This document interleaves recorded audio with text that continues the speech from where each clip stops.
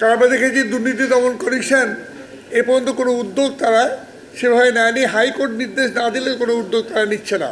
সরকারের কাছে পার্লামেন্টের ভিতরে পার্লামেন্টের বাইরে আমাদের আন্দোলন সংগ্রাম আমরা নিয়ে যাব। এই যে সমস্ত আপনার ফ্যামিলি কার্ড ইত্যাদি এই জায়গায় আমরা পূর্ণ রেশনিং ব্যবস্থা চালু করার কথা বলেছি। আর বলেছি যে রাষ্ট্রীয় ক্ষমতা ব্যবহার করে দুর্নীতির মধ্যে অর্থ সম্পদ অর্জনকারীদের খুঁজে বের করে শাস্তিয়তা অর্থনৈতিক বিশেষ কমিশন গঠন করা। কেন এটা বলেছি? কারণ আমরা দেখেছি দুর্নীতি দমন কমিশন এ পর্যন্ত কোনো উদ্যোগ তারা সেভাবে নেয়নি। হাইকোর্ট নির্দেশ না দিলে কোনো উদ্যোগ তারা নিচ্ছে না।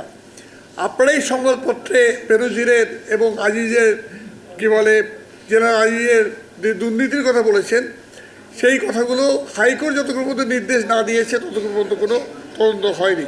এবং এখনও এই তদন্তের ক্ষেত্রে যে শিথিল ভূমিকা পালন করছে তাতে এটা হবে না। সুতরাং আমরা বলেছি দুর্নীতি দমন কমিশনের এই সক্ষমতা যেখানে নেই, সেখানে সামগ্রিক বিষয়ে যদি সামনে আনতে হয় তাহলে বিশেষ কমিশন গঠন করতে হবে।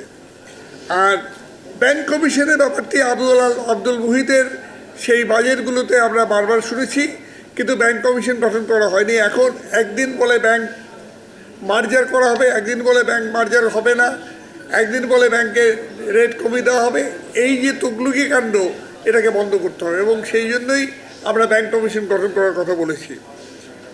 আর ঋণ খেলাপিদের ব্যাপারে আমরা বলেছি এই যে বারবার রেয়ার দেওয়ার ব্যাপারটি বাদ দিয়ে আমাদেরকে অবশ্যই আজকে ট্রাইব্যুনাল গঠন করে তাদের বিচার ব্যবস্থা করতে হবে। এই দাবিগুলো আমরা নিয়ে আমরা মাঠে থাকবো, আমরা প্রচার করব এবং আমরা এই নিয়ে সরকারের মধ্যে, সরকারের কাছে পার্লামেন্টের ভিতরে পার্লামেন্টের বাইরে আমাদের আন্দোলন সংগ্রাম আমরা নিয়ে যাব।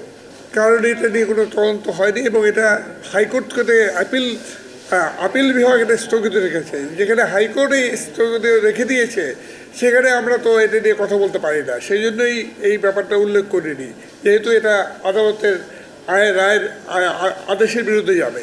দ্বিতীয়ত হচ্ছে যে আমরা ওই বিষয়টিকে আনার জন্য এই বিশেষ কমিশনের কথা বলেছি।